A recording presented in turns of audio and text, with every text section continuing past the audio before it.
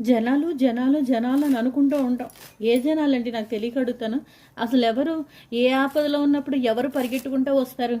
అసలు మొహం వంక కూడా వంగిని చూడరండో. ఏ ఆపదలోనే ఉన్నామంటే వంగి కూడా చూడరు. ఎంగిలి చేత్తో కాకిని కూడా తోలని చుట్టుపక్కల జనాలు కూడా అలాగే ఉంటారండి. ఏ ఆపద వచ్చినా సరే చూస్తున్నాను కదండి, ఎవరికైనా సరే పక్కింట్లో ఏం జరిగిందో కూడా పట్టించుకోవట్లేదు. అంత దారుణంగా ఉన్నారు జనాలు. ఈ జనాల్ని చూసా మనం వీళ్ళేమనుకుంటారో వాళ్ళేమనుకుంటారో అని ప్రతిదీ మనం వెనకాడుతూ ఉండొద్దు. అందరినీ తోసి పడేయాలి. ఎందుకంటే మనని పట్టించుకోనప్పుడు వాళ్ళ గురించి మనం ఆలోచించవలసిన పనే ఉందండి. వాళ్ళేమనుకుంటారో.